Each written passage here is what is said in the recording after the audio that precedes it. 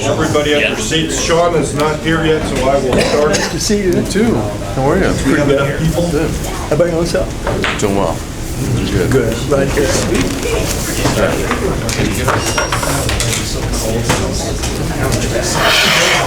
Good evening, everyone. Thanks for coming. We will call the meeting to order now that we have a quorum, or just short chairperson. You guys feel so far away right now. They really, I think it's us. We're away from you and I. No, you got a point. Conversational grouping. Hey down there. We blame it on the tables. There's too many tables. It's weird to be in such a big space. Now you're in spitball range, so even more. I know. Well, the good news is if we get you to move down, then we'll leave some seats. We'll make these guys that love to stand in the back of the room come sit down. They would be welcome to. That's the point, then we'll do it. So we'll start out, I'll review the agenda real quickly. We'll start out with public comments and then commissioner comments. So if any of the public would like to speak at our meeting, there's some blue forms that need to be filled out. So if you fill those out, give those to me or Jeremy, we'll get you in the queue. And then we'll review and approve our December minutes/notes. We'll have the pleasure of meeting the street crimes team. Thank you for joining us this evening. We'll talk about the arrest policy, suite of policies about arrest, pepperball projectiles policy review, the chief's report, large-scale incident policy review, community outreach, and then hopefully we'll be done on time. With that, I will open it up for public comments. Do we have any, Jeremy? So it looks like we're getting them right now. Okay, we'll give you a few minutes.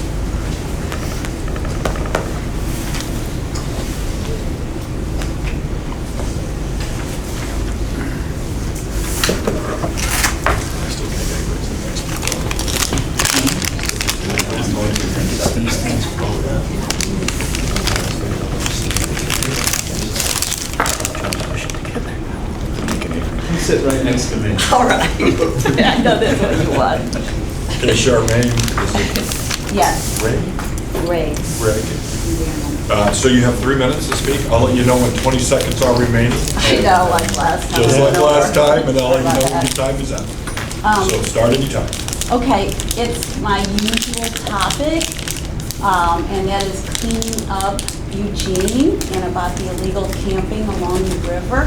What I want to know is, same thing I asked you guys last time, was the state has made that a permanent law now, that you cannot camp along the river up to the high water mark or on the islands.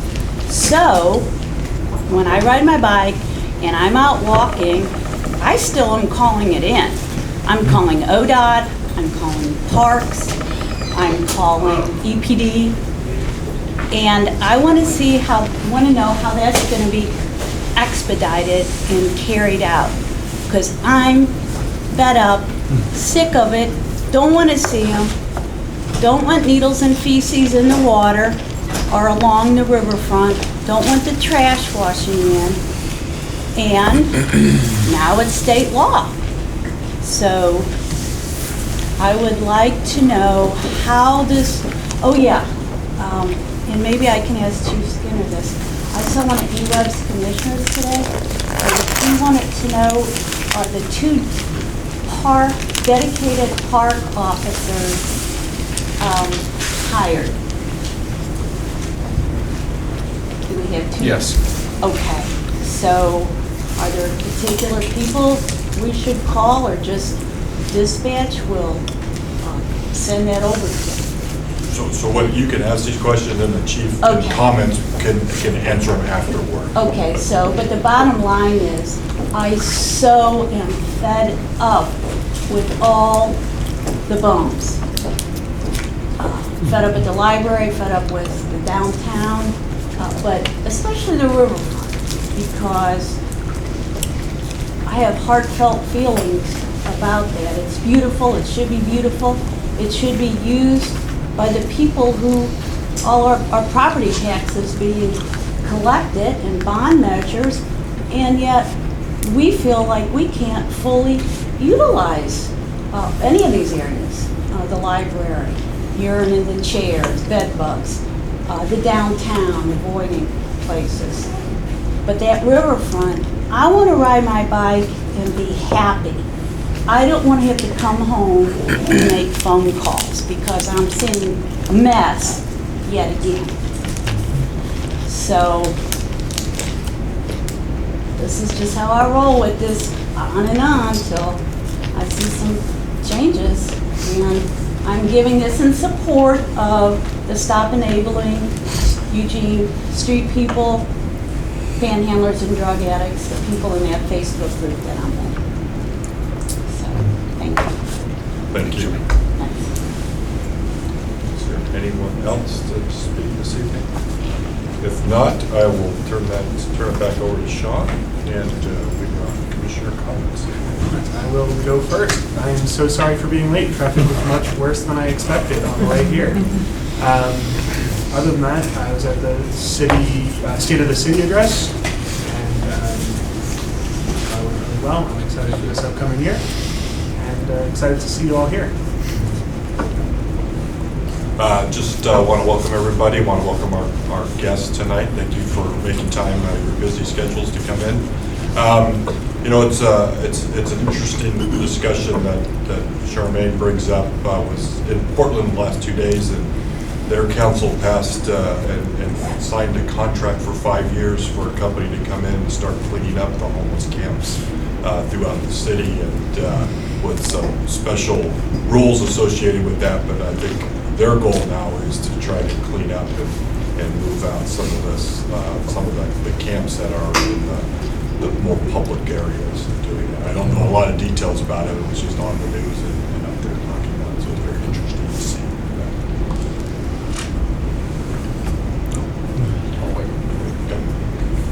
I'm delighted to have these guys here.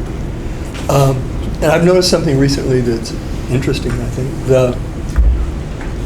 About the, what is it, bait car? No, it's decoy car, I guess you'd say. Where the old Ford police car is parked by the side of the road to scare speeders, I guess. Pretty clearly doesn't work. Well, maybe it's not totally useless. It might remind somebody there is a speed limit or something. But by and large, it's not effective the way one would hope. And I think all that would have to be done is put a real police car there that people are used to associating with police. And I don't know, I suppose that might be too expensive or something, or that it's not available. I don't know about that. But as it is, it's not very effective. And that seems to me a bit of a shame. It's like wasted effort. Okay, that's all. No comment. I'm good too. Well, on a lighter note, I wanted to say, but it's still very, very important. I want to say, since it's Law Enforcement Appreciation Day, thanks to the law enforcement officers. There's a lot of you here tonight. Yeah, so thank you all. I want to publicly say that and make sure that's renowned. I think you guys do a lot to, the officers do a lot to help protect, serve the community, and I'm appreciative of that. And I think oftentimes it's not always seen by the public, all the good and help that's done. So thank you. Nothing other than thank you. Really appreciate you being here. Yeah, I had some other things to say, but I think that's a much more important message. It's been my privilege to work along law enforcement departments in, 4 states and 1 Canadian province now since 1966. I'm enjoying this town in particular. Thank you one and all, and my God, that's all I can say, thank you. Let's see, so for Human Rights Commission, we did not meet in December, so I don't have an update there, so bring it next time. I also attended the State of the City address, and it was really heartening to see and hear about some of the recommendations from the tech report that the city and the county are partnering to work together on to hopefully bring a multifaceted addressing of some of the homelessness and housing issues that we have in this community. So that was nice to see. I know it's it's a tough issue. And yeah, thank you all for being here. Got nothing. Yeah. So, Ms. Foltz said that she would not be able to make it tonight, and she said that the Civilian Review Board had not had their meeting yet, so she wouldn't have any comments to offer just yet. As well as Silver Mogart says he's sorry for not being able to make it, and Councilor Zelenka. So, just to let you know, they sent their apologies. Next on the agenda, we have a review and approval of December's notes. Just take a couple seconds to read those over.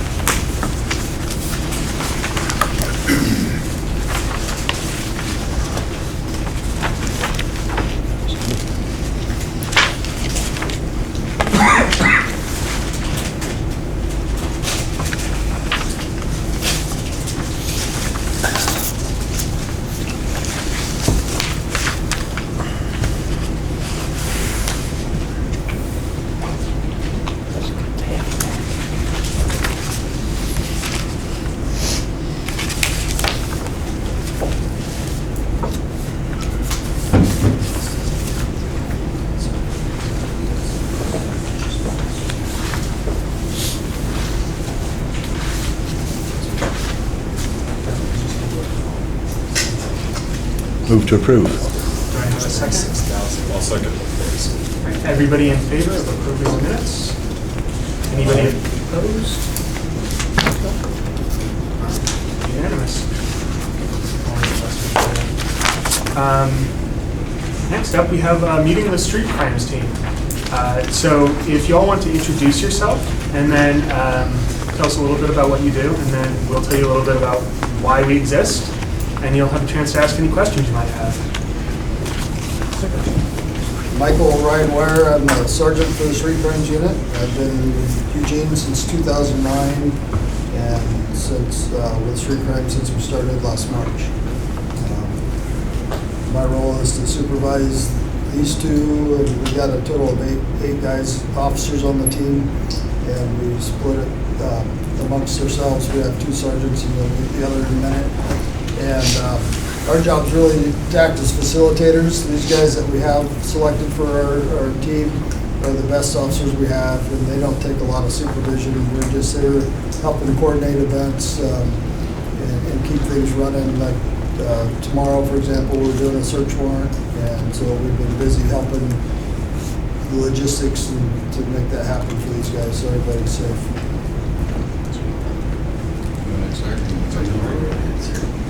I'm Jesse Smith. On the street crimes team. Actually got hired with Sergeant Ware here. Been with Eugene Police since about 2009. Before that, I worked in Jackson County, both in home probation and corrections for a few years. We do everything on the street crimes team. We find stolen cars, we drug interdict, we apprehend fugitives, gun cases, stolen property, you name it, we do it. Obviously, we deal with some of the other community issues, quality of life type issues. So I really enjoy the job. It's a fun job, and it's been nice. As the sergeant mentioned, we're going to do a search warrant tomorrow. It's been nice after having worked patrol for, like I said, about 10 years. It's been nice to have a group of people dedicated to solve some of these problems that are more than just solvable with, on the surface, which is it's been nice, and I think the sergeant will probably talk about some of the statistics we've had, and in my opinion, they're pretty impressive for a small town. So, but other than that, thanks for having me. Officer Jeremy Green. I've been employed with the City of Eugene as a police officer since 2011. I got hired on with Detective Mackey over here. One of the great things that we're able to do is actually have the freedom and the time to go out and tackle these problems that have been identified, whether it's through online tips, whether it's through knock and talks that we've done with area residences where we've been dealing with either domestic disputes or other ongoing issues. We've been able to build rapport with business owners, those residents of those neighborhoods, and actually gain their trust and actually get phone calls, get text messages, and receive these online complaints.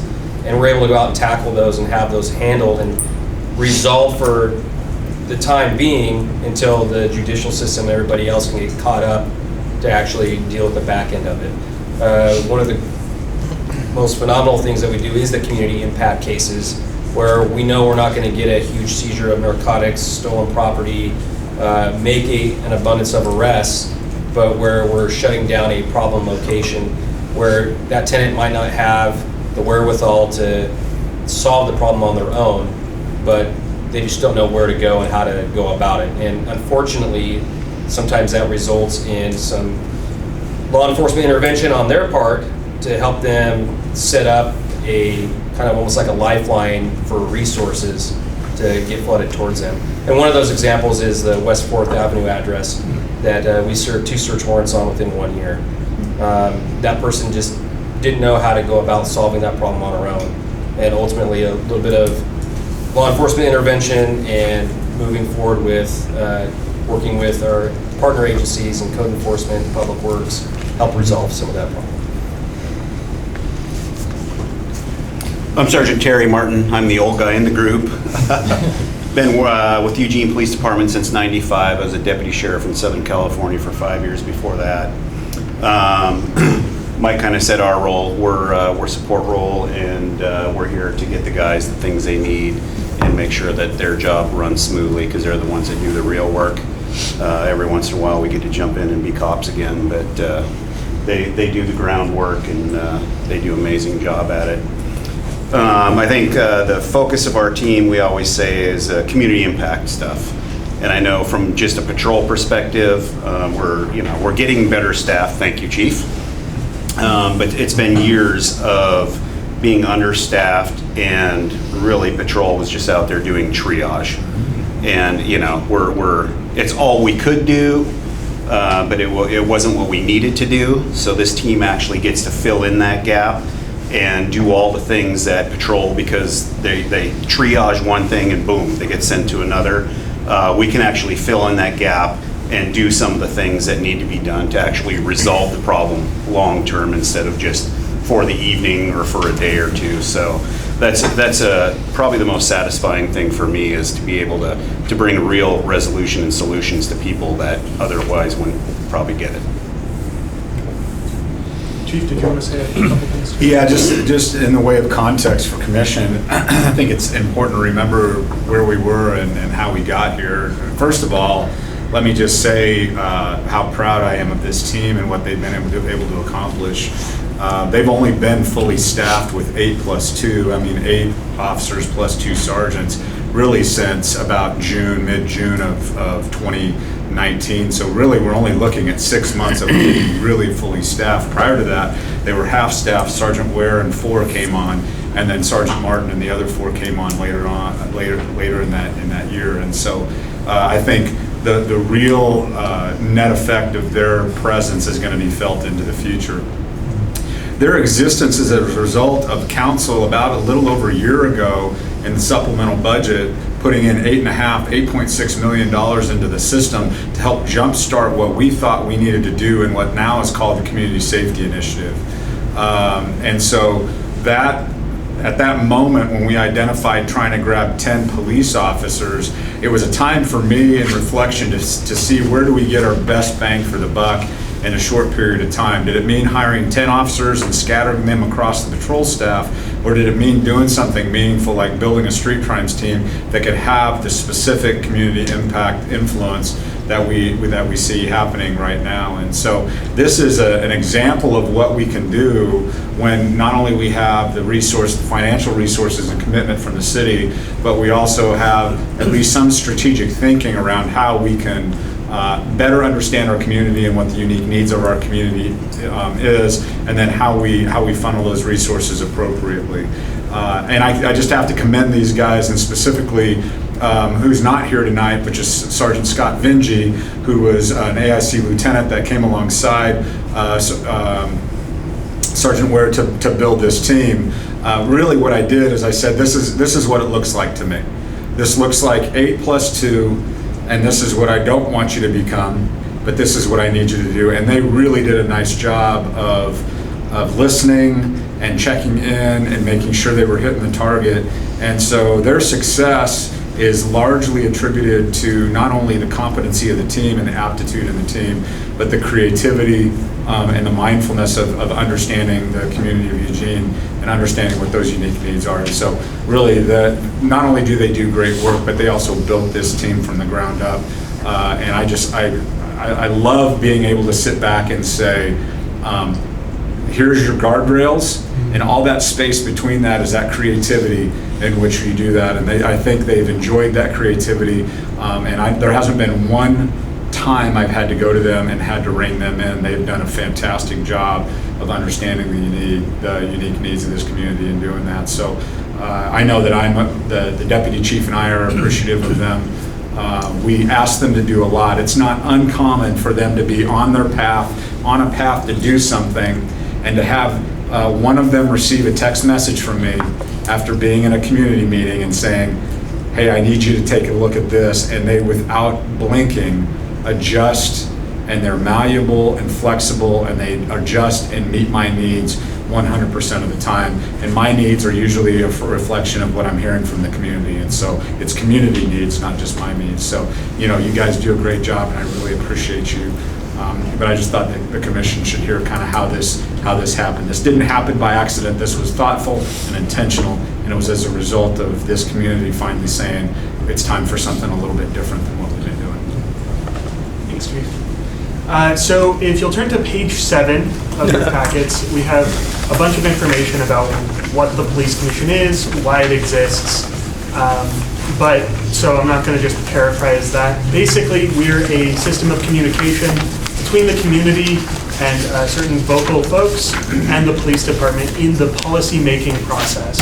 Obviously, the police auditor exists as well for complaints or commendations, but we're a little bit more proactive in writing the rule book of policies and having citizen eyes on that to increase trust within the community, so we can go to each of our various groups that we're involved with and say, these are why these decisions were made, and this is the thinking behind it, and these are why they were made this way. I'm not 100% sure of all the history of Eugene, but as you guys are probably even more aware than us, sometimes these things are contentious, sometimes people feel certain ways about certain things, and communication is often the best way to explain everybody's thinking throughout that. So we have representatives from other city agencies along. We have Amanda from the Human Rights, Commission. Human Rights Commission. Yeah. Lindsay is not here tonight, but she's from the Civilian Review Board, the one that looks at the specific allegations after the auditor takes a look at them. And then we have Chris from the union. And each of us obviously bring our own backgrounds into this. But our goal throughout all this is just to increase trust between the community and the police and ensure that we have lines of communication open. Do you guys have any questions for us, or do any of my fellow commissioners have anything to add? Bill? So is this something that, Chief, that will expand this group as our other funding comes in over the next few years, that this could actually grow into be a much larger group than 10? There's no plans on expanding the footprint of specifically Street Crimes Unit or SCU at this time. One of the things that we found with street crimes, we found in law enforcement in general, is, let me back up. One of the gaps that we continue to have is a specific purpose within the police department that's paying attention to narcotics enforcement within our community. We have a fairly significant drug use issue, but we also have a fairly significant drug distribution issue as well. Street crimes dabbles in that a little bit because, as you can imagine, most criminal behavior has some nexus to drug use, and so they do dabble in that world. Where they're oftentimes, and they're a little bit bashful, but I will tell you that they have written, in the short time they've been here, there have been a lot of really good cases made, a lot of really good arrests, probably well over 20 search warrants served, probably close to $200,000 to $250,000 worth of assets being seized, over 100 guns, some of which are automatic that are off the streets, and several pounds of narcotics taken from people just in the cases they're doing. And what we want to be mindful of is to keep them focused on community impact and street level crime. And then as we grow, we want to also be paying attention to that mid-level drug. There's a gap between kind of what we call the residue cases or the nuisance cases and the high-level drug trafficking organizations, the DTOs that DEA looks like. That space that used to be filled with a team called INET, which is a multi-jurisdictional team countywide, that space is not occupied right now. And so if we are going to probably look at filling the space with something that looks like street crimes, it would be that space, but there's no plans to expand them to be able to do that. Thank you. Are there any female officers on the team of the SCU team? Not at this point. Not at this point. There's not. I will tell you that our female recruitment is, well, I'll be honest, we have some batches that we feel really successful and others that we don't. We had 7 new officers start on Monday, and 2 of them are female. I think they would all tell you that based on what this team is going to be able to do into the future, that female officers bring an aptitude and an ability to do some creative things on that team when we start looking at things such as prostitution stings, human trafficking, the female victims that we have, having somebody available that can help with some of our female victims that they try to have a victim-centered approach to. So, but in this particular selection of them, the only people that applied were male officers. And I'll have to just, and I know I'm long-winded and I apologize, but I can't say enough about these guys. The piece that's so interesting about this is that when we put this out to build this team, officers had kind of no idea where this was going. Them applying for this team was a leap of faith beyond belief, not really knowing. And cops are a little bit adverse to change. And so when it comes to throwing your name in the hat for an assignment that you really don't even know what it looks like, these guys are the ones that stepped up and said, pick me.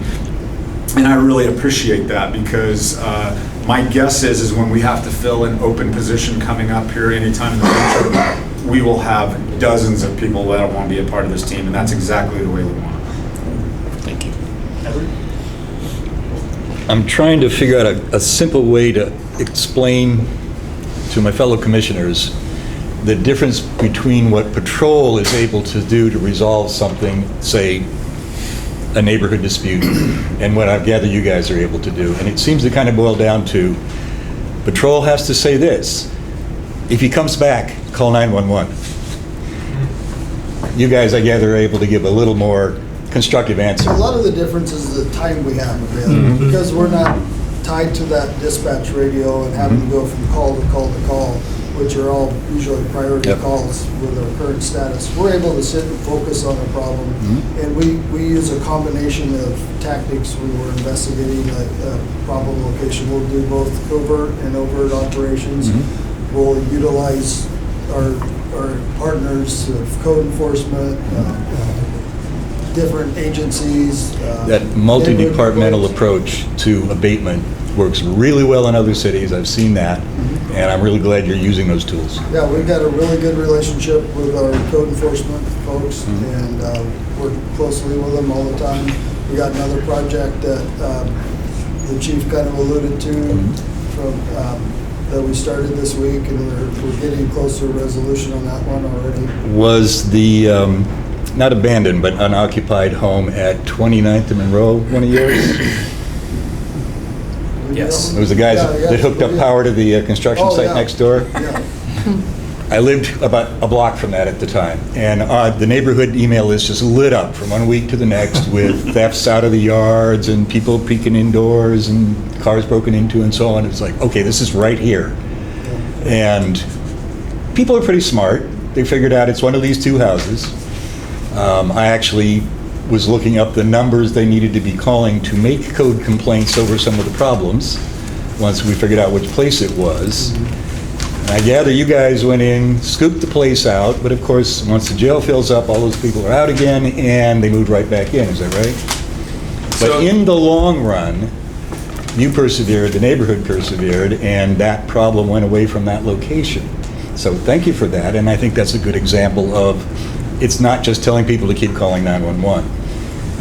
It is giving them other options. There were other options besides the police for that, building codes, so on and so forth. But I think that's a good success story. Sometimes with situations like that, when we go in, we handle the initial problem, we're going to come back. And we have to come back because it's follow through. And ultimately, another reason that we're coming back is we're trying to ensure that the resources we said should be out here dealing with this problem and or maybe are available to you will be available to you because we've made those relationships happen. And our leadership, our team, others throughout the department have made it that conscious effort to grab those people and say, hey, when are you available to come with us or we can go with you to help continue to keep this problem from expanding, but also continue to show that we're putting the resources where we need to be instead of just keep them from getting rerouted. Yeah. Because if you can keep them off balance, if you will, they're not going to get settled in there, established, and start working a route of theft around the neighborhood again. So we really appreciate that. There's one other thing to say. Many moons ago, I'm embarrassed to say how many years ago, I was one of the people on the West Coast who pioneered the use of female security guards. And that's how goddamn old I am, as there weren't any. See, it was such a big thing, magazines wrote it up. And there was the big question, it's like, well, what are they going to do in a fight? And I was using them largely for like concert security, festival security, street fairs, that kind of stuff. And I said, one of the things I've noticed is there are fewer fights. It doesn't get to that point quite as often. Good talkers. And I have noticed over the years that skill is not quite as divided between the genders as it used to be. And there's a lot of guys who've looked at, let's talk first, and then we'll think about getting the cuffs out second. Or maybe everybody can just go their way and promise not to do this again in a believable fashion. So I've watched that negotiating skill kind of spread through that particular industry to some degree. I don't know if it followed the same route in police officers, but it's a different approach sometimes. Anyway, enough from me. Thank you. And thank you all so much for coming. We are a little bit over time, but I appreciate you all coming. I appreciate the work you do. Thank you. Thanks, guys. Thanks. Thank you. Yes. Observe it. Yes. Spelled the same way. Thank you. Next thing we have up on our agenda is the best policy suite. That's me.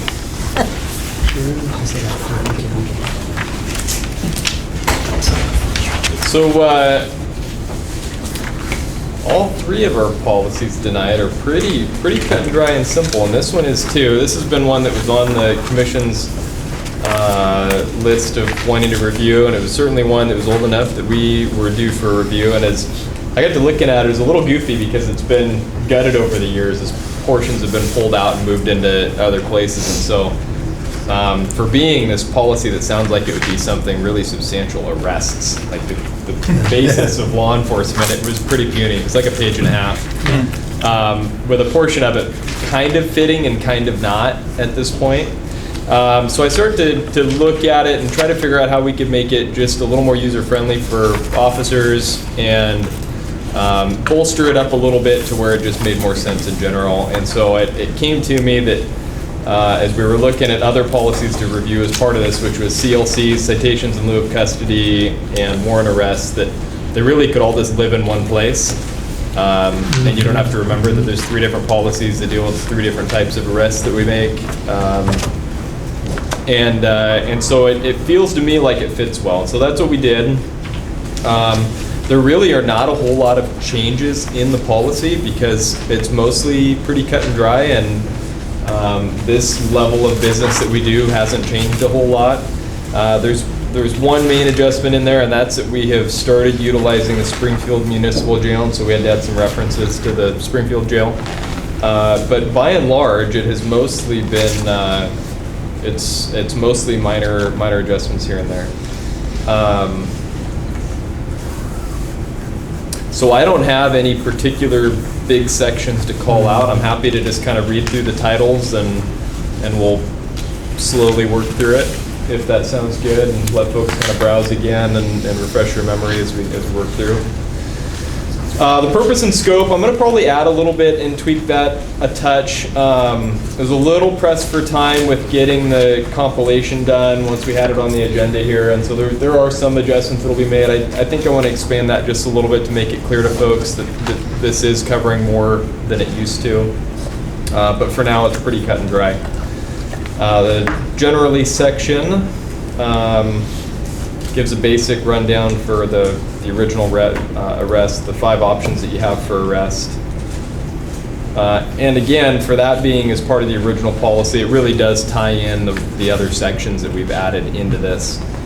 I don't know that I actually reduced much word count in the policy manual, but reducing policy numbers also makes me feel good about cutting some out, so we get that benefit. So that generally section was the bulk of what the original 300 arrests policy was that one single section there. Then we launch into warrant arrests. The thing to remember about all of this is that any given call, you can have all of these things happening.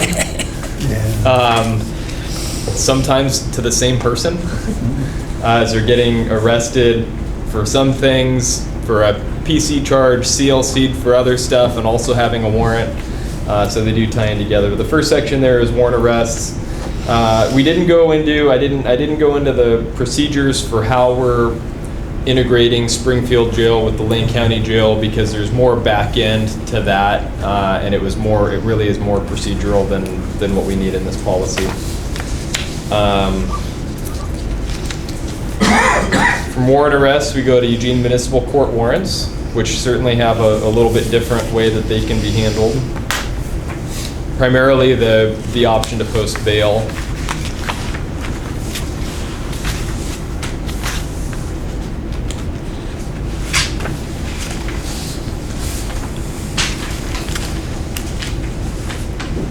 Point out that outstanding municipal court warrants whose custodies would pose a significant problem or cost may be cited. So there is some room for medical issues, or if it's going to cause undue cost to the city to hold that person in jail, like advanced stages of pregnancy, injury, illness, small children that require care that's not readily available. So I think we do a nice job of taking the big picture into consideration. If we've got a low-level Munich warrant and it's just going to be too much trouble or expense to the city, then we've got some option there.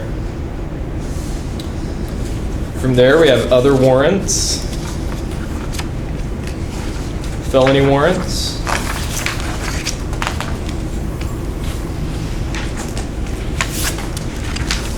Question. Yep. Other warrants. So both jails are full, all the jails are full, and yet you cannot cite in lieu of custody for a warrant issued by a court other than EMC. So where does that prisoner go? We still take them to jail. But stack them in the hallway but they someplace? go to Lane County. So if Springfield's full, then we default back to Lane County. Lane County then, when that person comes in, they review the overall matrix, and the lowest common denominator gets kicked out to make space for the new person. And the jail at times has been creative in holding people in their temporary holding area up front, at least overnight, depending on what the circumstances are and how busy they really are. So there's some flexibility there, but generally speaking, the least worst offender gets released and the next worst person stays. If I ran the jail, I would be advertising that fact, because what the public hears is they're letting people out of jail because it's too full. Well, they're still letting somebody out. Yes, but I don't think people understand they're letting the least risky person they can find there out. That fact is not known to the public. Yeah, but where in the risk realm are all of the people that are in the jail when there's I get that. I'm just saying it would play a little better with the public if people knew it wasn't just a lottery and we're just going to pick somebody and put them on the street to make room for somebody else. You see what I'm saying? Yeah. But it's not your job to make that. It's a PR, so. I mean, just for the commission's contextual background, we have 25 beds available to us at Lane County and 10 beds available to us in Springfield for a city our size. So when you think about 35, now we have the ability on a case-by-case basis for that to expand and contract from Lane County, but those are the beds that we're allotted. One of the challenges we have, sir, is of those 35 that are in jail, it is really, who do you kick out? Yeah. Because Yeah. all 35 really deserve to be there because of the Certainly, types of crime. or they wouldn't be. So that's a tough one. Yep. So when we say the lowest matrix person gets I kicked out. understand, it could still be very scary. It still feels scary to people, Yeah. for sure.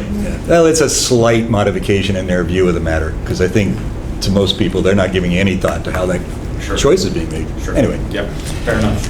probably above our pay grades. This is sort of a relevant question that I've been looking for weeks for a place to answer it. 'Cause I haven't heard any talk from anybody about the possibility of building a new jail for Eugene. Does anybody ever talk about it? Or A recent bond measure failed. No, that was for the courthouse. Courthouse. Yeah. So yes, there have been many times it has been brought up that does Eugene need its own municipal jail? And about as quickly as that sentence comes out of somebody's mouth, the answer is no. A jail, like for instance, a jail for us to build is probably an $80 or $90 million That much. lift. And so, and being in the business of running a jail wouldn't be my favorite thing to do. But it's very, very cost prohibitive, and so it's very quickly it becomes a non-starter. Yeah. To go one step further, but the county jail actually has 2 pods they're not using. The jail beds are there. We just don't have the money and staff to open them. But there's 2 full pods that are empty right now. So, yeah. So that'd be the thing to look at. I Right. suppose. So that's ultimately what the county's trying to do is to look at funds. Then you just have operating costs. Yeah. But however, That said. having said that, we're one of the only jurisdictions that I know of in the state that has to pay the county for a bed day rate for jail space. I pay $175 a night for prisoners to be in the jail. And that's an unusual circumstance. Most other municipalities don't pay for the use of their county jail. And so Jeremy has done some work with me on this, on some options here. So it's a complex issue with our partners at the county. Sure. I think what they would tell you is the municipal court people that we're talking about in municipal court that go to jail, that would have those 25 beds, they would tell you that they're usually the most expensive prisoners that come in with the most acute issues, both mental health and substance abuse issues and physical Other health medical, issues. yeah. And so it becomes a challenge to get them to embrace wanting to bring more people like that. If I might just ask a question. The county, looking for money in that instance, is possibly trying to get a 4th or 5th deputy on at night, just on patrol, because they're cash strapped and deputy poor, is my impression. For sure, is. for sure, You can see their point, but not easy for us. for sure. Thank you. All right. Fugitive from justice, and that's actually an interesting piece. That's complicated enough that our patrol quick guide, the little flip book for officers, has a page on how to write those. It's actually kind of interesting. If somebody has a warrant from another state, we can't actually serve that warrant per se. We essentially arrest them on a probable cause charge of fugitive from justice, where then they're held for their warrant. So this is kind of the simplest way to write it out, but it's just kind of a unique. It's just kind of a unique thing where you think about it, if you have a warrant from another state, you get arrested on your warrant. It's not quite that way. So it's kind of a unique piece, and so that's called out specifically in there, and that's what that means. Fugitive from justice is somebody has a warrant in another place, and that's how they're classified there. That's a state law that prohibits that, right? That prohibits us from arresting on the warrant. That's a state law. I couldn't say that exactly.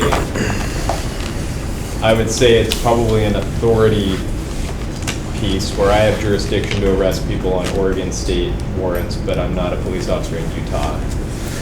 Not officers of that court. Yes, that there's a. It's my experience that it's unique to this area. I know some things have changed. In other jurisdictions, based on where I've worked before, if there's a warrant out of another state, the what triggers an arrest or not is whether it's extraditable. Oh. And an extraditable warrant basically is articulated in there that that jurisdiction is willing to extradite, pay for the cost and extradite, we hold, and then they very quickly get put on the shuttle and they pay the extradite cost. There's just far and few between warrants that merit an extraditable tag on it just because of the cost associated with that. So the fugitive from justice thing feels like, unless something's changed, feels like it's something that's unique to this area. Yeah, that's interesting. This is all I know. Okay, that's all. Yeah. It's all right. You do good with what you know. Sometimes. Communications personnel. We cover some of their responsibilities. And then citations in lieu of custody. And just like we did there, if anybody has any questions, just holler and we'll work through them.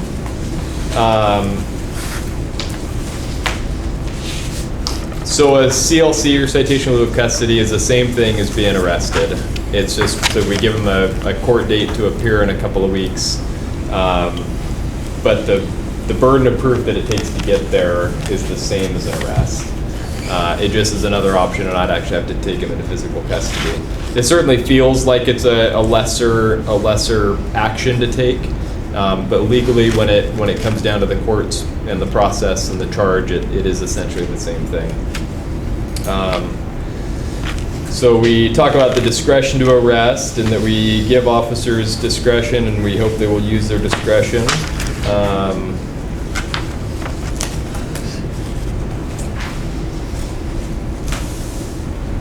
Little extra in there.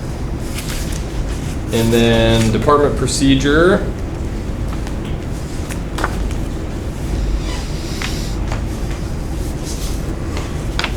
Disqualifying circumstances, and this is a big section to call out. So these are times when a citation in lieu of custody is not allowed to be written.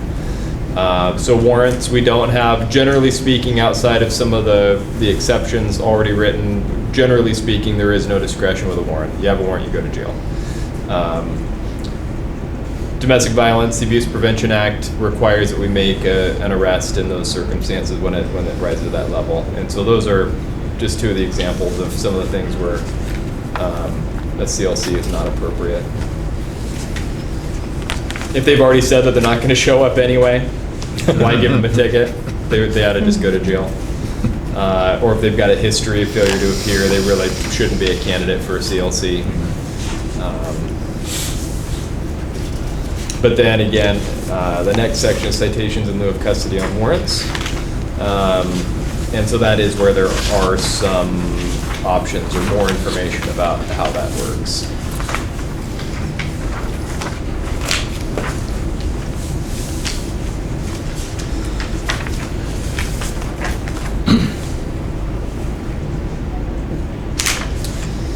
Juvenile citation. Juveniles are actually kind of interesting. And juveniles are about the only circumstance where you can essentially make an arrest without writing without writing a citation in lieu of custody.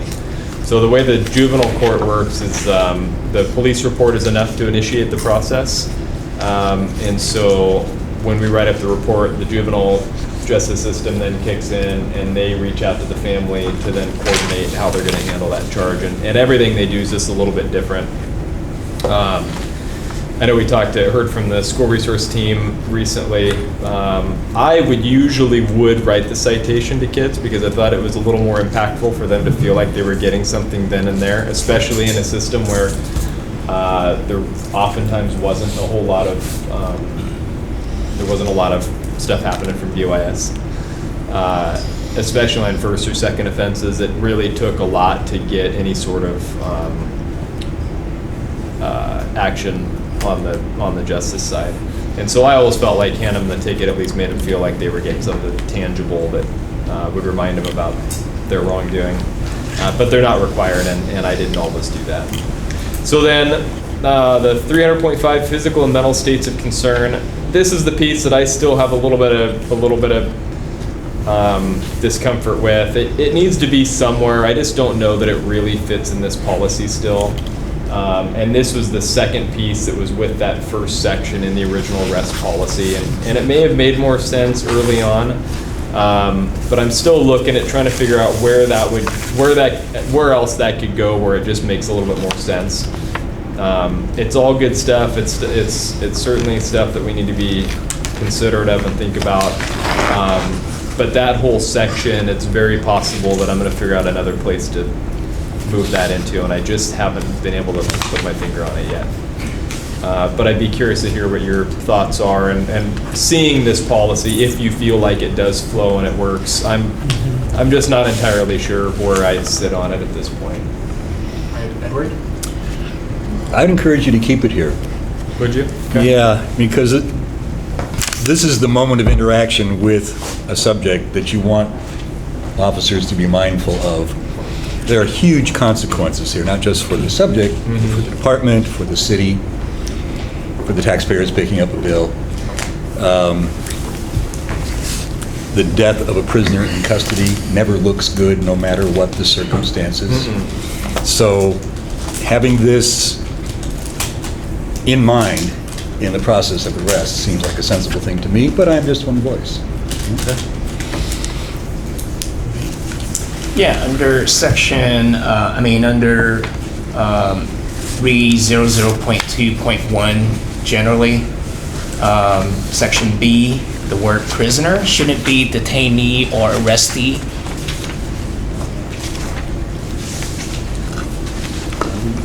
300.2.1 generally. Yeah, the Miranda warning must be provided as appropriate, and the prisoner should be transported. Shouldn't it be a detainee or arrestee instead of prisoner? And prisoners. They're under arrest. They are a prisoner. Okay. Because I looked it up, and there's a difference between prisoner and arrestee. Okay. Yeah. Yeah, well, I'll take a look at that. Okay.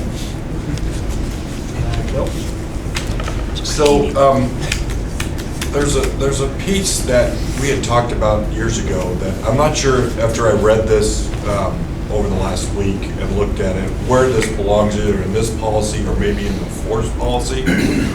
But we had a couple incidents in the past where officers were in a confrontation with a person they were arresting that got pretty violent. And we talked about that at that point in time there was a practice that the department tried to do, that when anytime somebody was in a physical confrontation with somebody they arrested, they tried to have another officer transport that person to jail instead of, because there's already a conflict between the two people. And I've always believed that is a great practice, and I would actually like to see if we could somehow put that in policy, because I think that that helps not only the officer and the person being arrested to separate and having a neutral person that doesn't have that adrenaline and everything else going with them. And so I'd really like us to think about or find a place to put that in. And I was going back and forth about whether it should be in here or it should be in the force policy, where it talks about if you've had to use a certain level of force that you should call for somebody else to transport it. I mean, I'm always assuming there's more than one by that point in time anyway that hasn't been involved in the fight. I just think it's really could help a lot of officers that to not get in trouble, to not do things that, because they're so pumped up, because especially if it's really, an incident I'm thinking of that we talked about this was the one where we had the near riot in the park blocks, and it took 3 or 4 officers really to physically manhandle this person to get him arrested. But then they had another officer pull up in his car who wasn't involved in the fight, took him off, and I think it really helped because that guy was still fighting in the car, So I just think that's something that we really should look at. I think that makes a lot of sense, especially if it's in policy that whenever possible, you call for somebody or you let somebody else take it. I think that, for me, what resonated with me, Bill, is it can speak to our intentionality around de-escalation. But I also like the language you use as whenever possible. And Kyle and Chris can correct me if I'm wrong, but one of the things we want to be mindful of is if we have an officer that's been involved with the subject who has the specific and unique knowledge around the probable cause that existed to arrest that person, and you have somebody else transport them, now you've tied up two officers that have to go to jail to fill out a PC affidavit because your transporting officer has no idea what really happened. So I think in some cases it makes a lot of sense, and maybe in other cases based on resources. And I don't know if we're filling out PC affidavits at the jail still, and it has to be signed by the officer that actually witnessed the behavior. And so now you have them both going to be able to do that. And I'm always mindful of my scarce resources when we're doing that. But I do like the message it sends around trying to find every possible way to de-escalate what's already what feels like an out of control incident. Well, that may be pretty easy to work into the prisoner transport, and I was going to do some digging for you on it, and I forgot about it. I've got it on a note, and as soon as you said it, I keyed into my note. But it's possible that it could go into the prisoner transport pretty easily also, and so I've got another note. Or arrestee transport. But the policy is called prisoner transport, so. Channeling my inner me. Yeah, I thought about it as I was thinking through it. Yeah. So also, I think, as we do a lot of this, it's for public to read your policies, and I think that says a lot that the department is thinking. At least mindful of it. Yeah, that they're good to try to relieve conflict as soon as possible, for sure. Well, and we have had that conversation, and I don't recall exactly whether or not if it came out in a memo or a directive. I mean, do you have some recollection of some department direction? When reasonable, if there's been a physical altercation, But I don't know where it. But it didn't land in policy, and it was definitely discussed thoroughly at briefings because the original incident that really spurred that was pretty significant, and the officer was fired. So that kicked things off conversation-wise in the department of, hey, it was. I remember talking about it at commission, and it was. Somebody brought it up, and it was like, yeah, we're having those conversations every day right now. Help your buddy out. Don't let him take that guy. You can see he's upset. You got to take that guy to jail, or the whole de-escalation piece, and But it was kind of a round table here, and that's where it ended as far as the commission goes, and then at the department, it was heavily talked about, but it's not written down. Okay, because that's kind of what I remember too. I was wondering if maybe it had even come out in email. It seemed like it was more official than just a discussion, but it wasn't. Yeah, so I don't know if it was a command directive or not.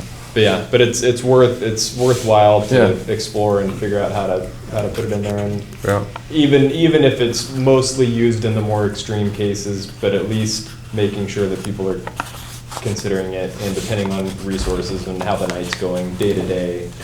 And I just think it makes people think about that if you're already going back and forth with this prisoner, it doesn't help to have them sitting behind you doing that. Oh no, it's 20 minutes. It's miserable as the officer as they're slowly getting under your skin, and you're irritated, and and that's why I said it's like, and if you have somebody fresh in there, that guy doing that behind you, I don't care, whatever you say, Mm-hmm. So Edward on the queue next. So, when Bill was talking, the first thing I thought was resources. And here's a question.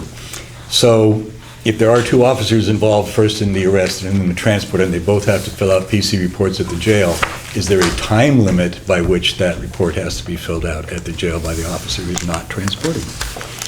It's only one PC affidavit by whoever's imposing the arrest. You can have an officer say, you can have that person write down, I talked to Officer Williams, and he told me that, and explain the story. I'm just trying to figure out how to get, if needed, two PC reports filled out without pulling somebody off the street at a crucial time. The jail will not let us. That's my question. They won't let they've gotten really strict about that officer will finish this PC affidavit before we take the custody at all. Before we open the door. Right. I get so fussy with this alley ports. They'll pull in a really, really combative custody that's, because we sit in the same room with them while we're typing it up, we're writing stuff out. And if they're really combative, the jail deputies will pull them in, and then the officer can do their business in peace. But yeah, that's gotten stricter and stricter over the years. Yeah, okay, that was a thought. Yeah. Just quick, being detained is not being arrested. Is there a being detained policy? Or I just don't know what to think about being detained. It'd be probably in the seizure policy, because being detained is a seizure. That would be my guess.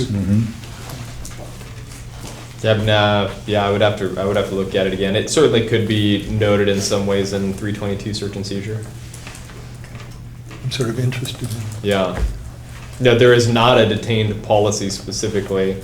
It's one of those things that my gut reaction is that it's interspersed amongst other things, depending on the activity and what it is. I don't know that we have a specific section that just calls that out independently, because it's a little more elusive.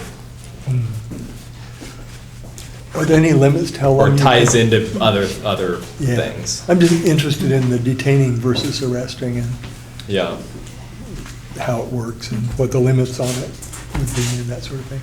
There's a lot of reasonable person standard when it comes down to how long and the circumstances, because it is a big gray area. Because we have to have reasonable opportunity to keep ourselves safe, to keep the public safe, to be able to conduct an investigation, but we have to have a reason to detain somebody, even temporarily, and then we have to be able to articulate the justification for how long that they were detained without. So it is a more complicated and moving target when you get into that realm. Or arrests are really easy. I've got probable cause, you're under arrest. The detained thing is certainly more pliable. Okay. Thank you. Yeah, you bet. Any other questions on this policy? Just one comment. Okay. I got a lot of them tonight because I haven't been here in a while. Just what I've seen on the street in other cities and other departments, and I can't speak to this here, is this conversation. Am I under arrest? No, you're detained. What am I detained for? Officer tells them. So am I under arrest? No. But if you keep pressing the question and forcing me to tell you one way or another, then yes. But if you want to just stand here and we'll talk, you're simply detained. That's a real big gray area and probably isn't in the policy manual for any of those departments. But it gives the officer some time to sort things out and a person possibly the time to calm down a bit before that decision point of, yep, it's handcuffs and you're going away, or you're just sitting in the back of my car having a conversation right now. So I see a lot of value in a detention policy that isn't abused, but that has some wiggle room in it for both parties. And hopefully for the complainant as well, who has to deal with the outcome of it all. Thank you. Yeah. So I would ask the commission, I don't have any major, well, there is still some room for adjustments in here. We don't have any anticipation of any major changes other than potentially moving that last section, but maybe not after the discussion tonight.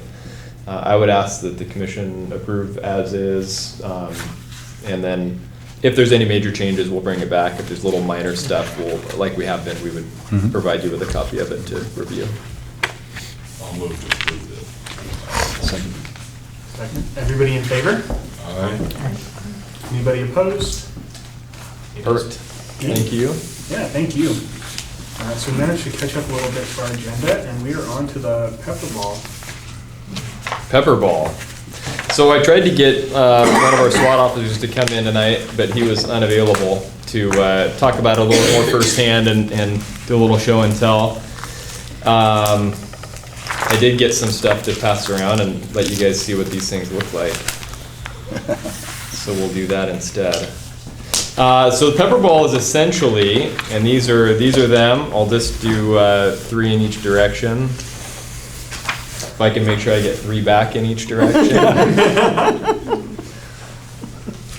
So who's familiar with a paintball gun? So these are essentially paintballs. It's a gelatin outer coating with a powder inside. The red one that you have there has an OC or pepper spray type oleoresin capsicum powder inside of it. The purple one has just like a talcum powder. It's an inert.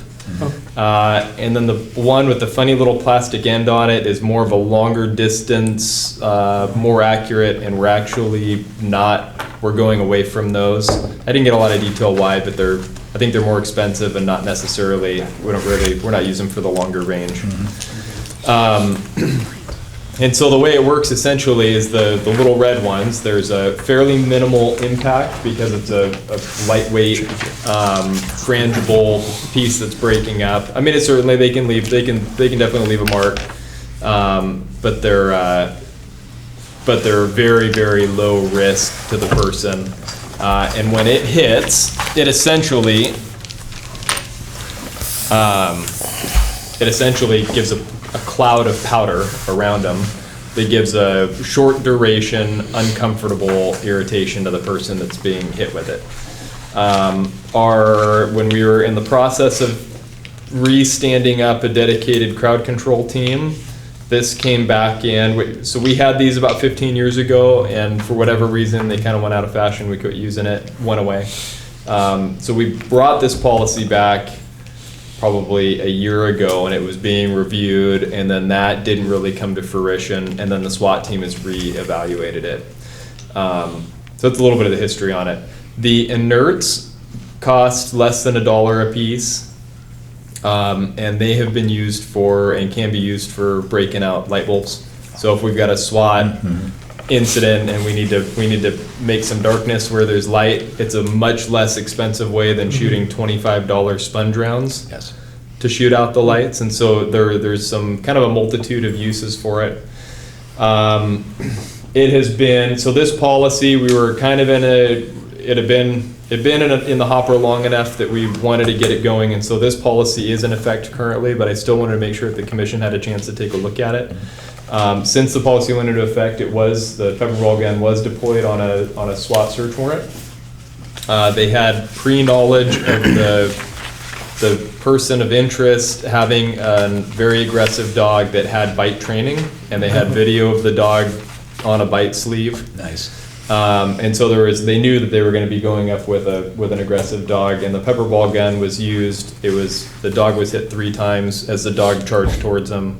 And the dog ran off and disappeared. And a scenario where that dog absolutely would have been shot and killed. The dog was evaluated later by a detective who just checked in on it once things had settled down. And word I heard, it was not an official medical review, but somebody checked on the dog and they didn't notice any sort of bumps or any sort of noticeable injury from it.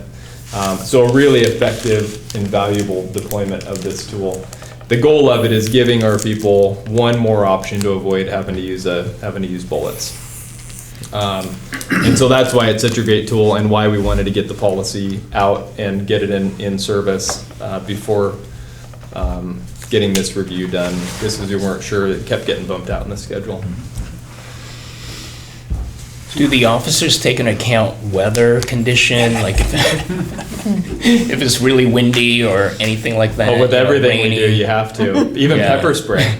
Oh, yeah. Yeah. It's Closed space. Pepper spray, gas, these things, absolutely, you have to take that into consideration. And most of these tools, if they're deployed, this is probably the least of the 3 between those gas, pepper, and these that you're guaranteed to get it yourself.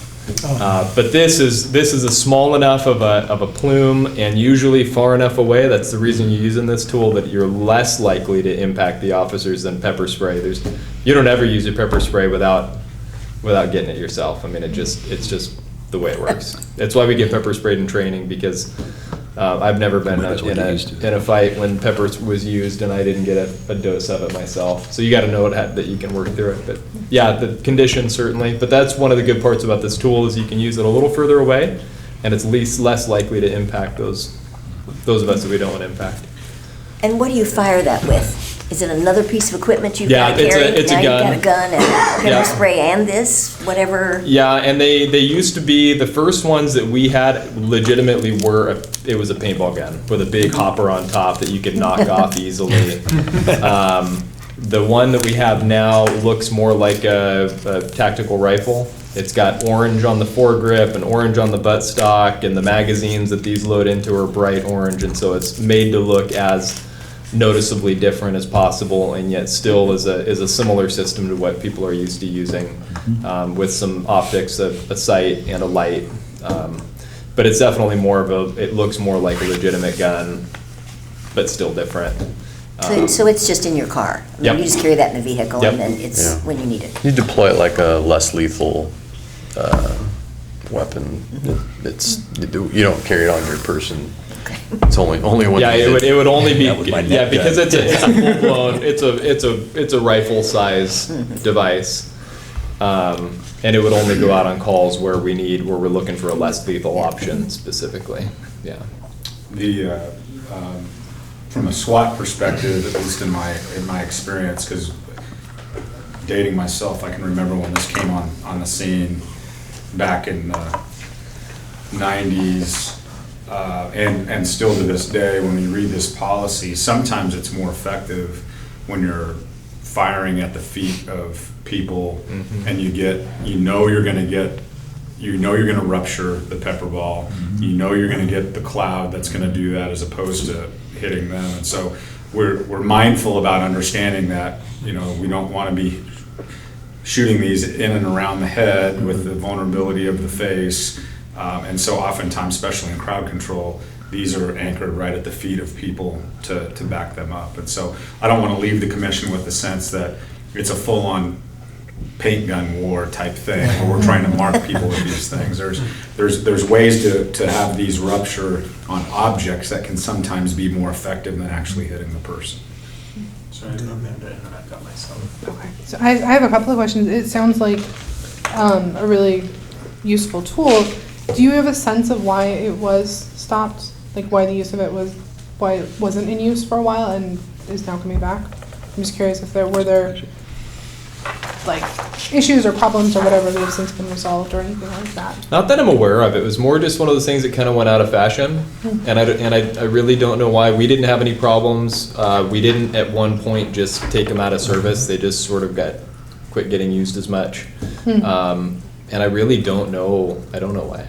Yeah. Okay. There are fads in policing. There are fads in policing. Oh, absolutely, yeah. Oh, yeah, trends. And I don't know if they remained in use by other places, and for some reason, we had somebody that was a proponent of it, and they moved on to something else, and other people didn't pick it up and continue moving it forward. And being on the fringe, it wasn't one of those staple items. So there's a lot of reasons that it potentially became less popular here. I really don't know. Okay. The timing could have been that, and I'm trying to remember what conference it was in Seattle.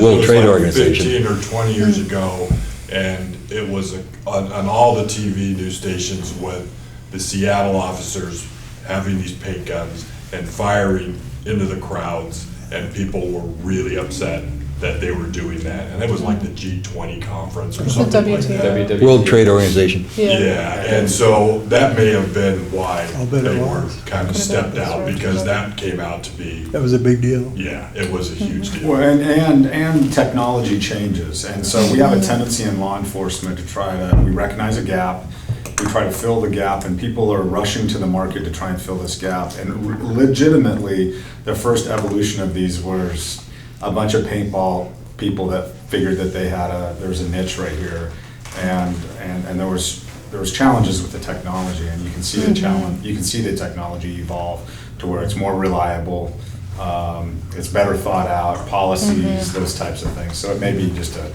natural evolution of things. Vast improvement over the pepper fogger gun, which was used in the 60s and 70s. And I watched Seattle cops just put on their gas masks, get in a squad car, and stick one of these things out the window and just drive through the University District, gassing everything and everyone for blocks around. And all it did was project a stream of tear gas about 25 feet from the barrel of the gun indiscriminately. State of the art. Nice. And then you had another question in there. I did, yeah, and thank you for the explanation. That's helpful. I can see why it's a tool you'd want to revisit for sure. And then I was curious if you mentioned one of the uses of the inert one. Is that something that you would like? Is there ever a case where you use the inert ball or whatever to shoot at a person versus using the pepper one? No, because they're not designed and they don't have the oomph to be an effective impact tool. As in they're not designed to make a paint compliance essentially, and that's what the 40 millimeter the foam rounds are, and they are a reach out and touch you impact paint compliance tool, and these just don't have the oomph to do that. They don't feel great. Well, yeah, Neither does paintball. yeah. I mean, they're gonna. But if you've got somebody wearing 3 jackets in the wintertime, you may not feel it much either. So it's not an effective all around. It's just not really designed for that. The piece we did see with it though is a little bit of a placebo effect, where paintball here, talcum here, people think it's paintball and they scatter, and so so from time to time you can play a little bit of bait and switch and not have to just expose everybody to paintball. You can actually get a little bit creative, and so it's amazing how much people have talked themselves into believing that it's actually paintball when it really isn't. And so we certainly, if we could accomplish the same thing without having to deploy the chemical, then we'll try and do that. But it's case by case basis. Yeah. Okay. Cool. Thank you. My question was also why the talcum powder ones existed and what they were used for. So that's pretty answered. And then V, and then Will. Yeah, I'm pretty sure that these devices that fire these pepper balls are pretty safe, but do they ever misfire? Have they ever been found to be misfiring? Affecting the officers? Not that I've heard of, and it's a pretty serious piece of equipment. It's not a toy paintball gun, $150 toy paintball gun. Just looking at it for the first time today, it's a pretty serious piece of equipment. I would be shocked if we were having mechanical failures other than a jam or something else like you can get with any firearm. The magazine's it's a spring-loaded magazine where you punch the paintballs down, and very, very sensitive. We've constantly had them kind of spray out if you don't insert it just right. Oh, so it can go wrong if it's not. Just the magazine will just loading it, which should be done outdoors. Yeah. But it's not firing them. No, it's just the ball, the little. Oh, it gets jammed or something. Yeah, or coming out, or it just comes out of the magazine. Maybe. Yeah. Okay. So those little balls do not break apart unless it impact. They can kinetic. break apart in the mechanism of as one goes down the barrel and the next one gets fed. Loading It's cycle. It's not 100% that one's not going to rupture, and then you have these shells and this, and then you get exposed, and then somehow there's a misfeed or a jam. So no firearm. This one is 100% reliable. So I can't say that it doesn't happen. Okay, thank you. Let's hope it doesn't. But we're not having it fire accidentally. Yeah. We're not issues with sending projectiles downrange unintentionally. They have safeties. There's safety locks on there. Thanks. Yeah. Will? Yeah, number 8 on the top of page 20.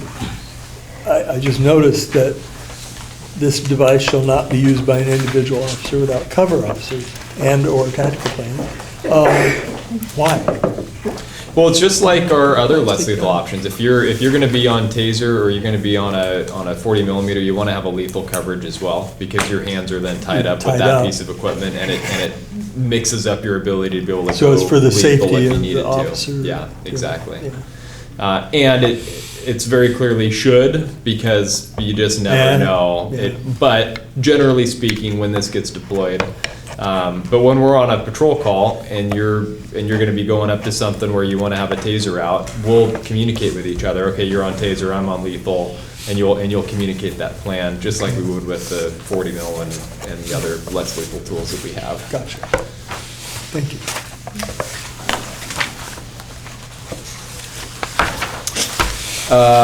So we've already kind of dove into the policy piece of it, and I'll just open it up if there's any other questions in general.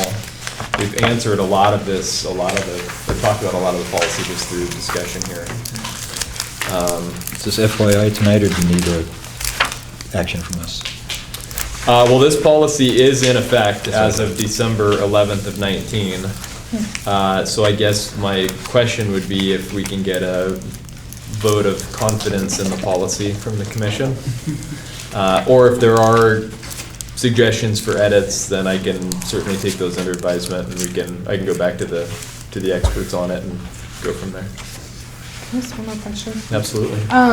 How widely distributed do you think this would be? Like, would this go in every patrol car? Or Oh, would it, no. like a few? Do we have more than one? Yeah. The broken one and one that There's works. the answer. We have a few right now. They're only assigned to SWAT, and we have to go through the training and take a little quiz and stuff. Oh, okay. So hands-on training and a quiz. So yeah, there's a few. Are there a few? Yeah, Two or three, I think. Okay. Okay. Yeah, but this isn't a tool that's going to be widely distributed to patrol. This is a specialty tool for specialty teams primarily. I mean, maybe at some point it could expand, but I really don't see that. It's probably one of those things where it would be in a sergeant's rig, and if needed, that sergeant could go to whatever scene it might be, but it's not going to be something where, well, I won't say it's not going to be, but it's not something that most people are just going to be carrying in their cars, their patrol cars. Right. Yeah. Move to approve. I'll second. Everybody in favor? Aye. Anybody opposed?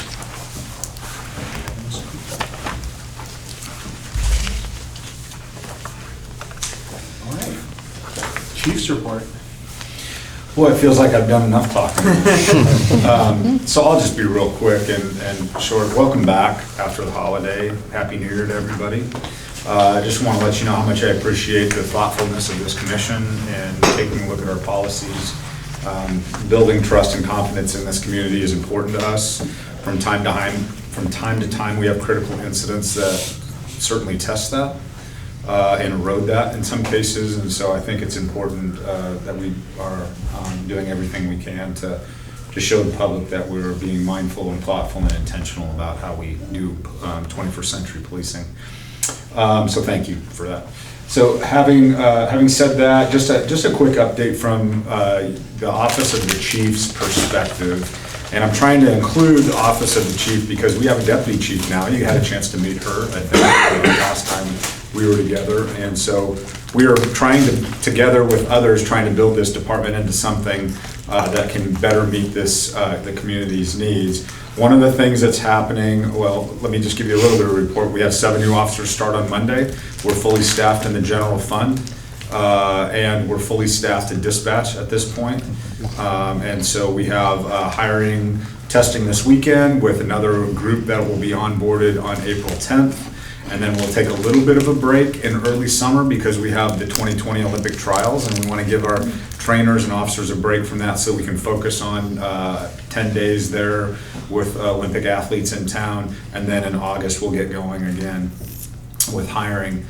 Last month, the City Council in our supplemental budget process approved a $2 million, for lack of a better word, loan to jumpstart the community safety initiative above and beyond what we're already doing, like street crimes and CSOs and dispatchers. And we, the Eugene Police Department, is the recipient of about 1.2 to 1.3 million of that.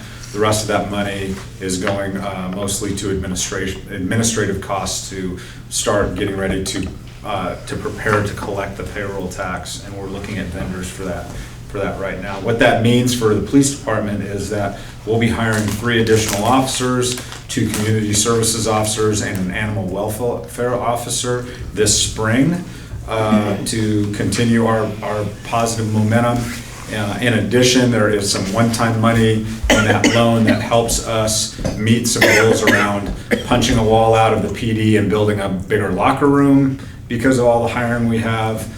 Some reconfiguration for crime prevention as we've moved them in some space due to hiring, and to purchase kind of our first batch of new patrol cars that are going to service the community safety initiative officers that are going to be on the street. And so those will be coming.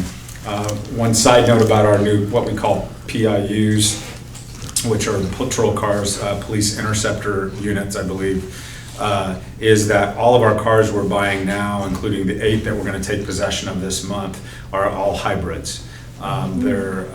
Ford has come up with a technology that allows us to utilize all the horsepower we need when we need to get somewhere fast, but in our idling and all of the idling we do in police work, we're going to be all electric in that. And so I think has a positive effect on our carbon footprint, and I think it's important for us to continue to look at moving down that path. And so I'm pleased to say that we have our first batch coming, and the second batch will be the same. And so, again, good positive momentum. We're moving forward.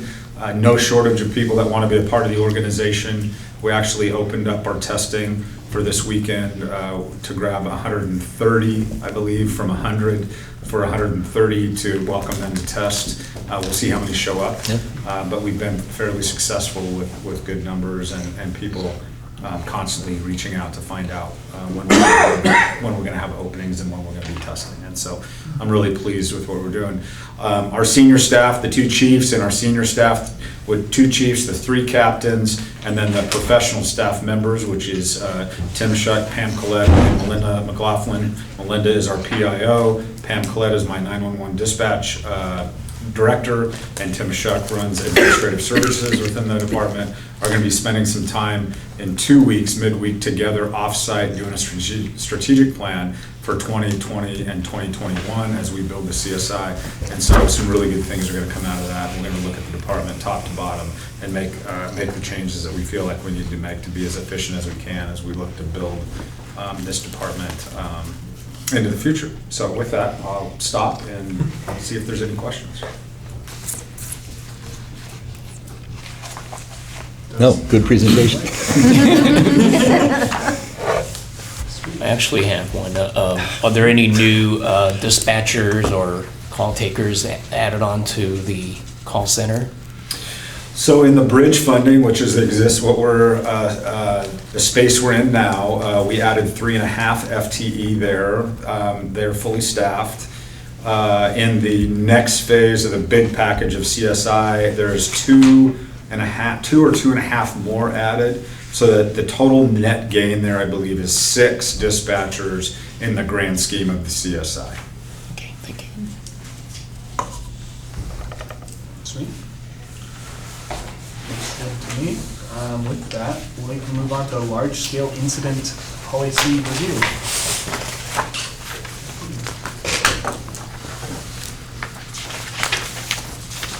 So this one, you'll see there's the appearance of more changes in here. Some of what's crossed out is actually a large section that was removed by a command directive in 2008. This is a policy that, by and large, is not that outdated in the language that's there, but it's been a very long time since it was formally and officially reviewed. And so that's the main reason why we're doing it. It's just kind of an interesting, and I don't know, maybe it's just me. It's just an interesting title to an interesting set of procedures for the broad span of what it covers, and yet it covers all things that are important and necessary, and we need to have on paper. Can I ask you a question? Sorry. Yeah. I've been here in Eugene long enough so that I know I've witnessed some of these large-scale events. The sniper at Austin Stadium, the riots in 69, 70, and so on. But have we had any recent things that would count as large-scale incidents, like in the last decades, 2 decades? I was trying to think of some. To a lesser degree, we have had some patrol calls where it's portion to portion. So the off-duty officer's response, that has come into play a number of times since I've been here for 15 years. So big enough where there's still an active scene going on, and that question about, I catch wind of it off duty, whether it's from the media or whatever, and then how do I respond to it? One that particularly comes to mind was a shooting on West 13th, and the suspect was still potentially at large, and this is a kind of a complicated, large area, and that was one where I came in early after hearing about it. So I think portions of it, yes. A lot of it has not been employed in my memory. But yeah, there certainly have been some. My dad was a SWAT officer at the Austin sniper shooting, and ran in behind the armored truck that they duct taped ballistic vests to the box van that they duct taped ballistic vests to the inside of, because they didn't have an armored truck in Eugene, and went in as concealment, because it wouldn't have done much for a high power rifle, for the hunting rifle. So yeah, a little side note there. But good thinking. Yeah. So no, not particularly, which is one of the reasons why it sits semi-stagnant, and it just sort of is what it is, and not much has changed with it.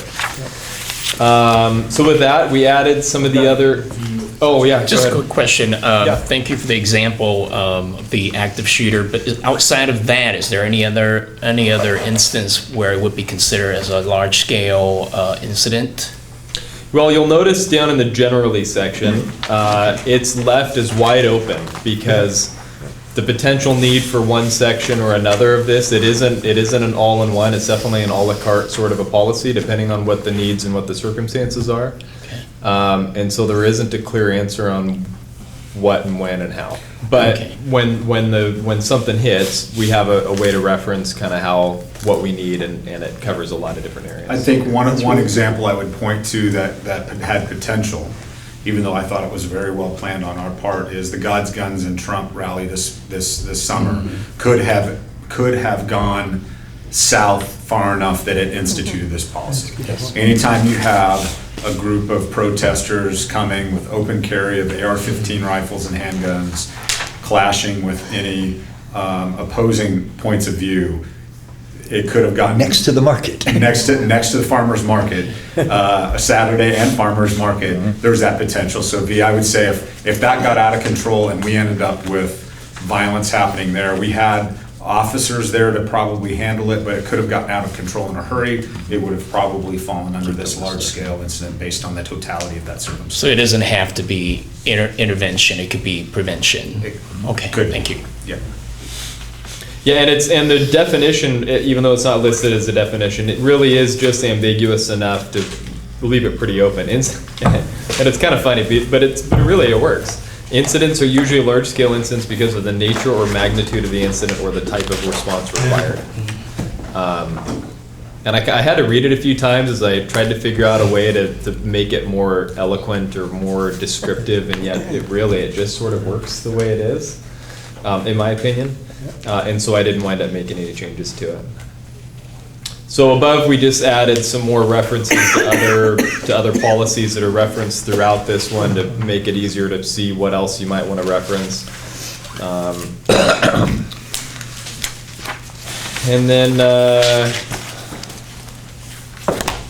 generally starts off with sworn officer response from the off duties, what the order is for who to call and when to come and how to come in. On-duty officers, first on scene. There really aren't any adjustments in there. I did remove in on-duty officers section C line or part 3. We're at a point now where we write reports on every person involved in any major incident writes a report. It used to not be that way. There's more selective. If if you were part of it in a meaningful way, write a report. But if you just showed up and sat on a perimeter somewhere, you wouldn't write a report. And now we've gone in the last 7 or 8 years to a point where anybody that's there writes, even if it's that. I showed up, I did nothing, and I left. It still says that. So I just removed the as directed, because the standard is now that you're just going to write a report if you're there. Some procedures for the first officers on scene. And there's no changes in that.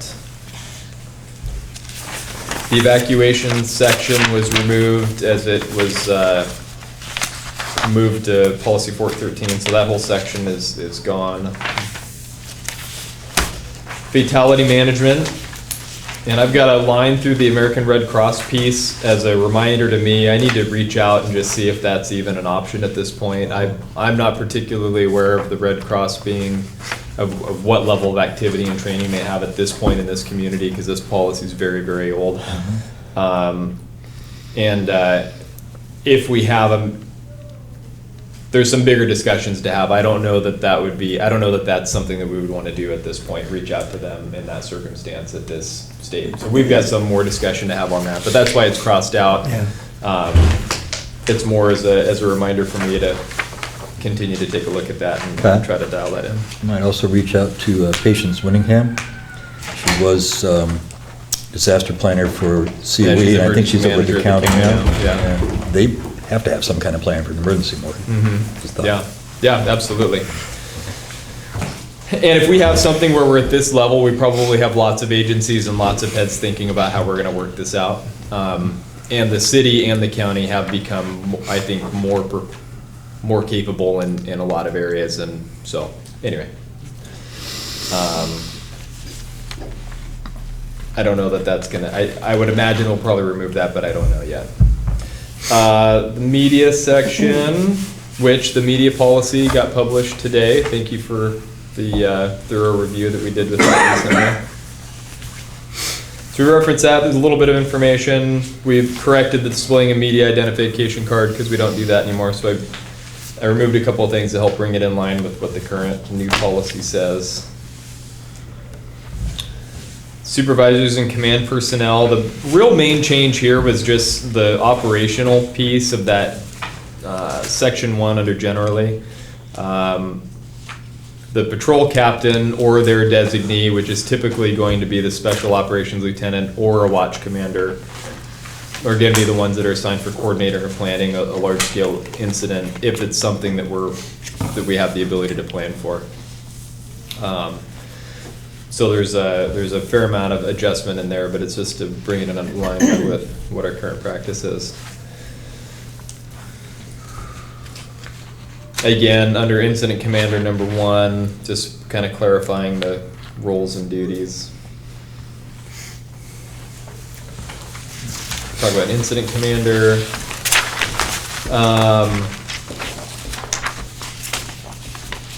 That whole next section, there's again just one clarification on title. We don't call them traumatic incident debriefs anymore, so I updated that as we reviewed the post-critical incident policy earlier last year. So we got that corrected and in line. Before we keep going, I had a question about if we do have a critical incident that crosses a lot of lines, like between Springfield, I'm thinking the earthquake that folks are worried about. Can you talk a little bit more about how that liaison with other governmental agencies would work, and how, not just first responders, but second responders, and how we move this from a discrete incident to an ongoing plan? Yeah, so this is definitely going to be more at the time of incident, the emergent response process.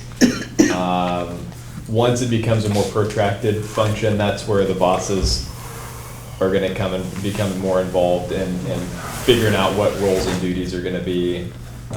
When we talk about agency to agency, we're definitely going to be taking care of our city while they're taking care of theirs, and helping each other if there's deficiencies that we can help them with. Did that answer your question? Yeah. Kind of, not really. Yeah, this is not meant to be the ongoing thing. It's kind of Yeah, this is really more the initial response, the planning lead up and initial response, or initial response to a significant event that's happened. And yeah, if it's gonna evolve into a long-term or protracted thing, then that's where we've got lots of other resources we can pull in. With the emergency management department and putting together an EOC with lots of different staff people to help make the machine sustainable. And this just doesn't go into that level of detail. Am I? Yeah, I think I think you're right. This governs the response within the first 30 to 45 minutes of a major incident.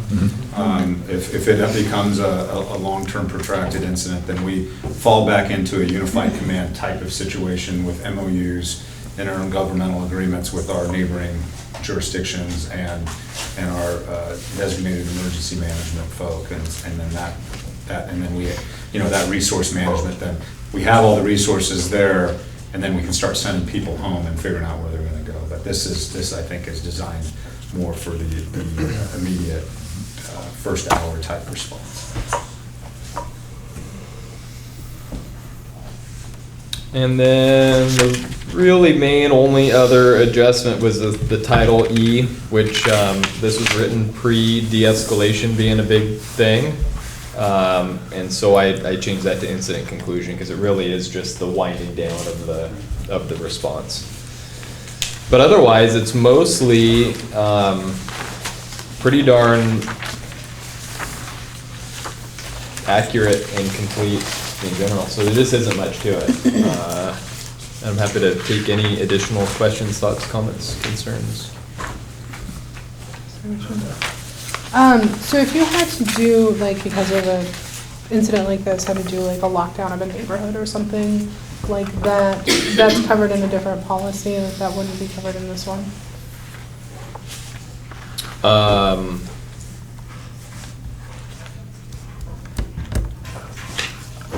I'm trying to picture what that would look like. Like if... I know where you're going with this. Yeah. So, for instance, if we had an active shooter in a neighborhood, the question becomes, how do we communicate with that entire neighborhood or a circle? The good news is that we have a mechanism to be able to do that, but that it mostly falls on the responsibility of the Central Lane Communications Center with Reverse 911. That would be a function that they would do. So they would have a policy that as they're dispatching this large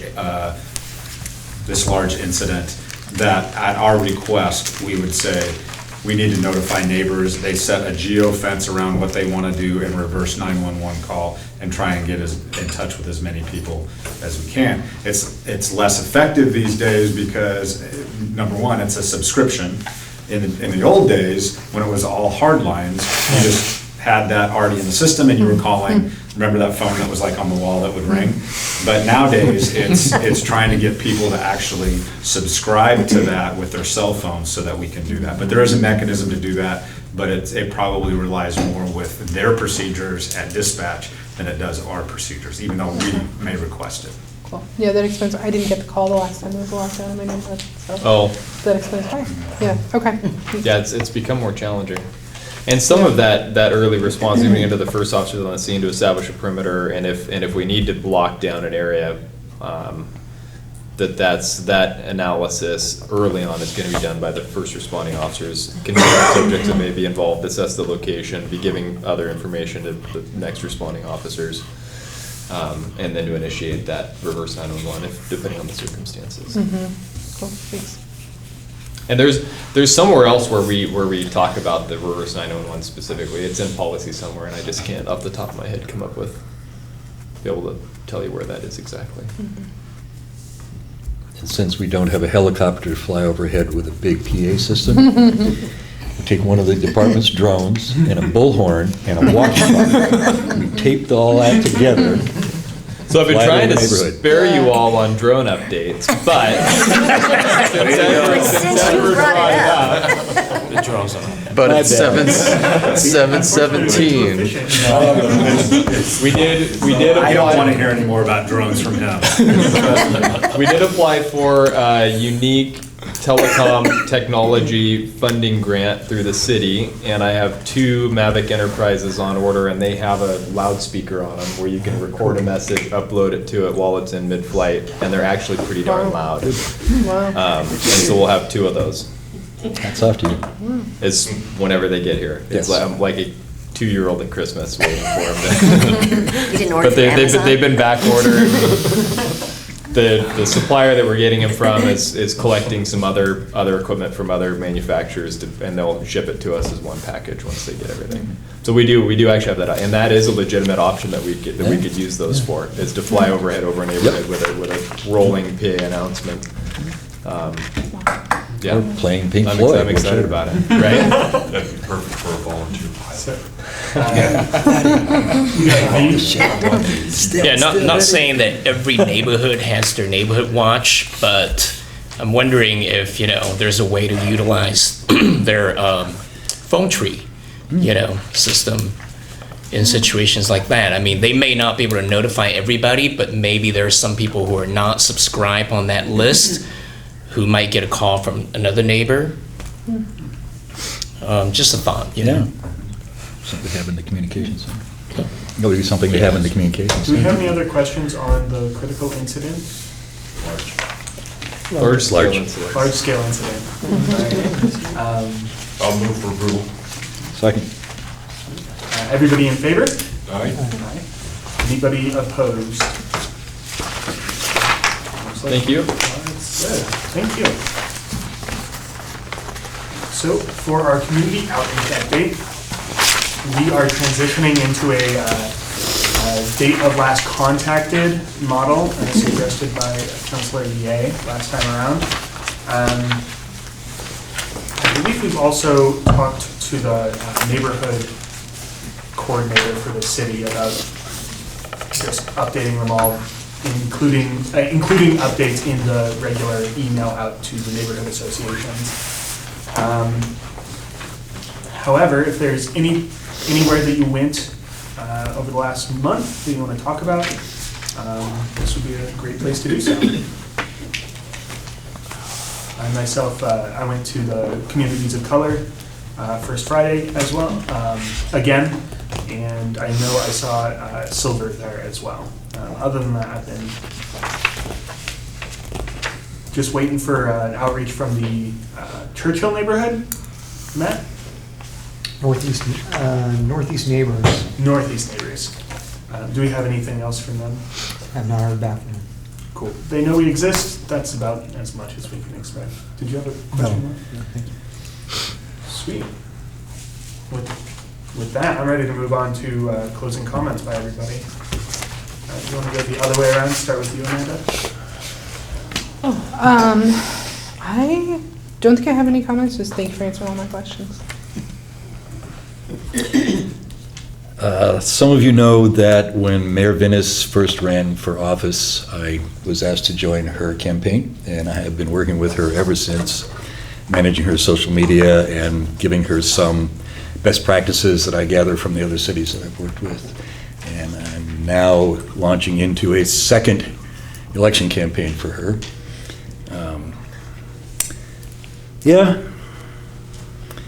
I look at that as a great opportunity sometimes to speak with her one-on-one, sometimes about the activities of this commission, sometimes about the department, often about the comments she doesn't have time to read on her own Facebook page, but I must look at every day.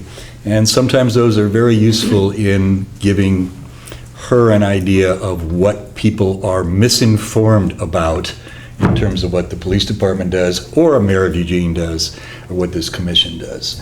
So it's a good spot for me to be able to facilitate communications in several directions, and I welcome input from any of you in that process. So, Just Happy New Year, Happy 2020. I can't believe that we've made it to a new decade, the start of a new decade. Yeah, that's all. Thank you. No comment. I have no comment. No comment? I have a little comment. These past months, I've been following the reports I hear of the police street crimes unit. this showed up several times, and I've always felt a kind of, delight, but appreciation and a sense of a kind of accomplishment from a citizen's point of view in behalf of the police department and the community and so on. But I've always kind of wondered how the officers themselves have felt about it, and what do they feel, what I feel, or anything similar to that. And I think, hearing from them tonight, I think they do. I think they have a sense of appreciation for what they're doing, and a sense of enjoyment of it. And so I was really gratified to hear that. I'd like to hear that. One quick comment, because I wrote it down.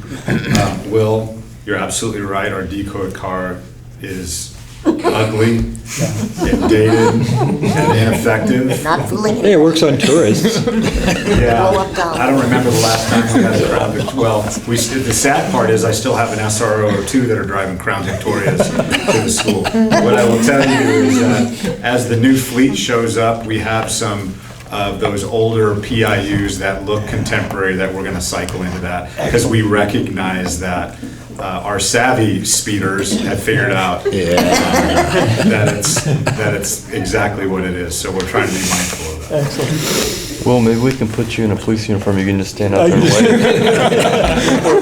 wave. Yeah, That's a sign. So just thank everyone for coming tonight, and I appreciate you parking that car right down the street from my house in Gillum. It seems He didn't slow you down. No, I didn't, because I know, I was like, oh, I can make faster now. I'm a policeman. Now, you could go really old school and find some old Plymouth Fury 2s. So I have one last comment, which is I ran into the president of LCC a couple weeks ago, who was interested in giving college credit to folks for going to police academy. I'd love to follow up with whoever that would be. Excellent. At a later date. So, Real quick, I can answer that for you. It's not going to be anybody within the City of Eugene Police Department. It'll be Department of Public Safety Standards and Training out of Salem. They run that program for us, and so it's not uncommon for community colleges in other states to be affiliated with their accrediting agency and offering college credits. So if you send him to a DPSST, that would be the perfect place for him to start. and with that, we are adjourned. Thank you all so much.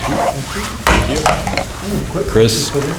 Plymouth Fury 2. Okay, I'm all All right. right, so when I'm working in Seattle in the late 60s and early 70s, there were little kids in certain parts of town. They do a dead-on imitation of one of those rolling slow down their street. Like, spot on. This was a trek on the other side of the city. So the answer to your question is yes.